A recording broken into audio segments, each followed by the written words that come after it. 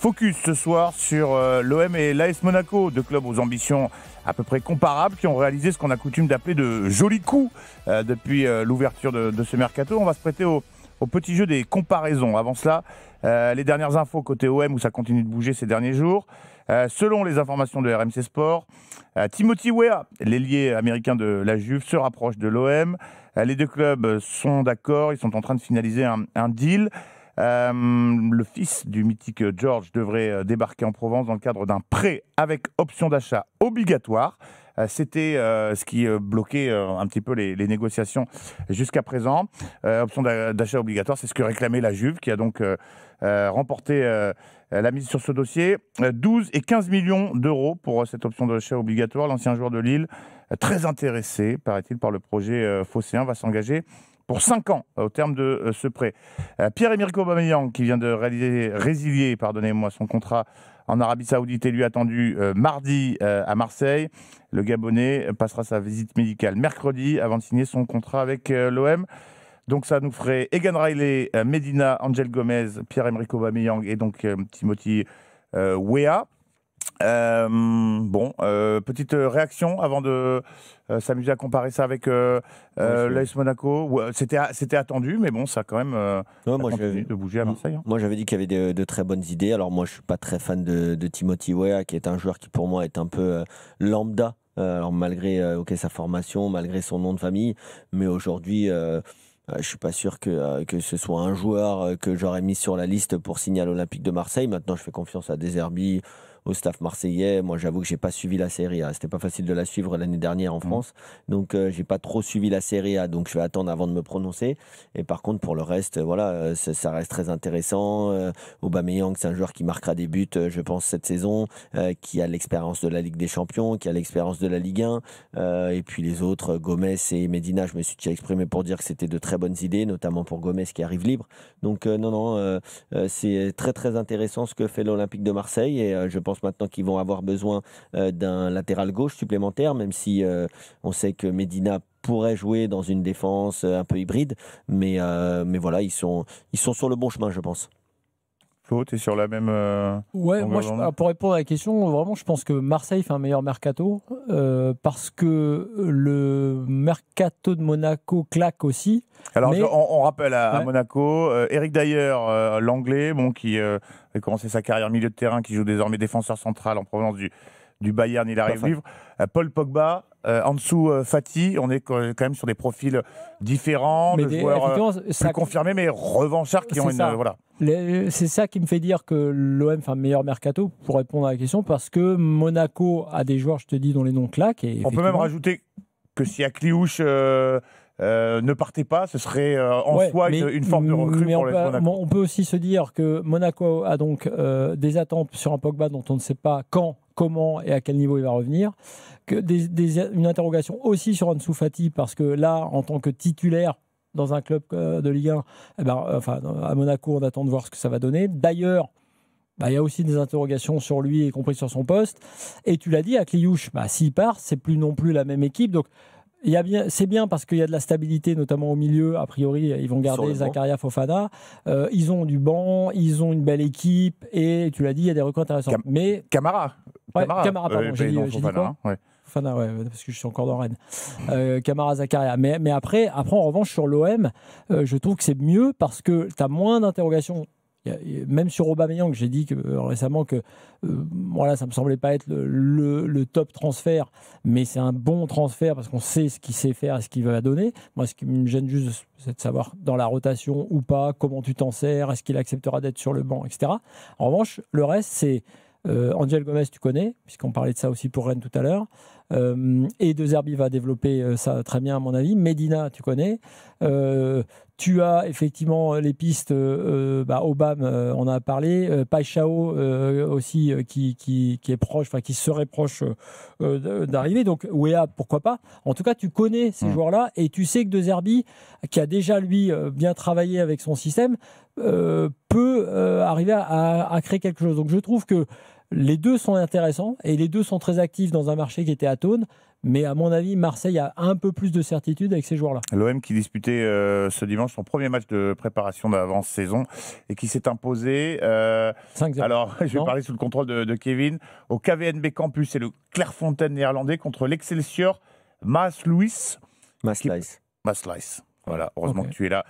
Équipe de 3e division hollandaise. 5-0 pour l'OM, triplé de Mason Greenwood. But de Medina et Jonathan Rowe. Medina qui jouait défenseur central dans une défense à 4. Kevin, ton avis sur le mercato marseillais et à comparer ou pas avec celui de l'AS Monaco? Bon, je ne dirais pas qu'il y en a un qui est meilleur que l'autre, je dirais que c'est très différent parce que je viens de parler du mercato marseillais, je ne vais pas me répéter. Sur celui de l'AS Monaco, j'ai dit qu'il y avait de très bonnes idées qui s'ajoutaient déjà à un effectif qui était intéressant, un staff qui est en place depuis 3 saisons et donc qui connaît très bien l'environnement. Donc je pense que l'AS Monaco est plutôt bien placé pour démarrer cette nouvelle saison. Ansu Fati, ça reste un joueur de talent, maintenant il va falloir qu'il arrive enfin à trouver un rythme de croisière pour être un joueur de haut niveau et surtout jouer 90 minutes tous les week-ends. Et puis, Pogba, ça reste Pogba. On connaît sa situation. Eric, d'ailleurs, je suis un peu moins fan. Maintenant, ça reste un joueur d'expérience, ça reste un joueur de qualité. Moi, personnellement, je le préfère au milieu qu'en défense centrale. Moi aussi. Où je le trouve un peu lent, mais on verra. Il va peut-être apporter son expérience. C'est quand même un joueur de caractère. Et donc, je trouve que les deux clubs ont plutôt bien travaillé avec des droits télé réduits. Alors, ils vont avoir les droits télé de la Coupe d'Europe, mais sinon, on sait que les clubs français sont en difficulté sur le plan économique. Et donc, je trouve qu'ils ont eu des idées, en tout cas. Moi pourquoi je suis sceptique un peu sur Monaco, c'est aussi parce qu'en dehors de ce qu'on a dit, il y a de la stabilité et du talent, mais il y a aussi des interrogations sur le gardien. Marseille, il n'y a pas d'interrogation sur son gardien. Il y a toujours, je trouve, des interrogations sur les gardiens monégasques, et je crois d'ailleurs que c'est quand même un chantier, même s'il y a Majeki qui était... on avait dit que c'était mieux que Keun, après on a remis Keun, après, bref, chantier. Et puis D'ailleurs, c'est intéressant parce que derrière aussi, on a des interrogations, notamment dans les gros matchs. Parce que Kerrer, moi je trouvais que c'était plutôt une bonne idée, mais il a aussi remontré quelques limites. Et d'ailleurs, c'est lui que tu vas récupérer a priori en défense centrale.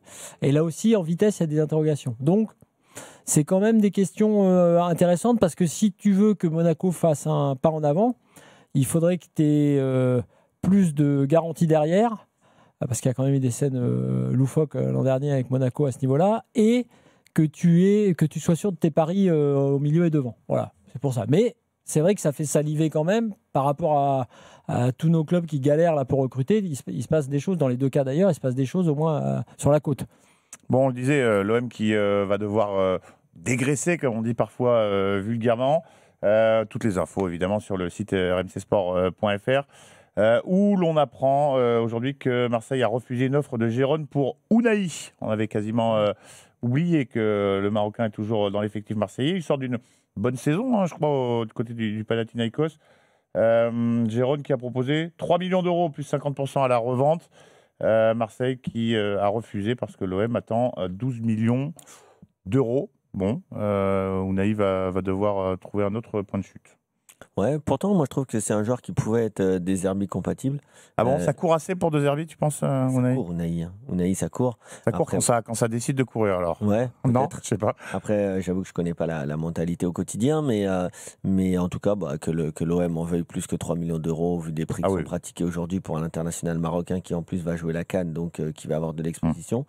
Mais qui va du coup jouer l'hiver prochain. Donc, moi, je trouve ça assez normal. Oui, a priori. Et puis, en effet, qui dispute ou pas la CAN, 3 millions d'euros pour un joueur avec ce talent-là.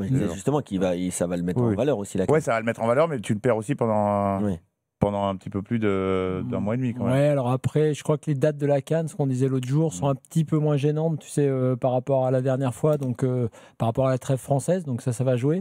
Puis après, Rongier-Merlin, c'est un des exemples de dégraissage intéressant et important, parce que c'est vrai que pour De Zerbi, je trouve assez bien aussi de renouveler un effectif. C'est-à-dire que tu dois évidemment faire en sorte de conserver. C'est vrai que conserver Greenwood, conserver Rabiot, par exemple, c'est capital. Enfin, je veux dire, quand tu es dans une construction et, on rappelle, dans une forme de stabilité que n'a pas connu l'OM depuis longtemps, avec un coach là qui va donc rester, avec des joueurs qui ont fait le choix de rester aussi comme Rabiot. Donc c'est ça, c'est en ce sens que Moi, elle m'intéresse beaucoup cette saison de l'OM, évidemment, parce qu'elle a la Ligue des Champions, mais parce qu'aussi c'est la deuxième de De Zerbi, que parfois on l'a senti un petit peu presque trop sous pression et que j'ai envie de voir ce qu'il peut faire avec un peu plus de matos, parce que ça sera le cas.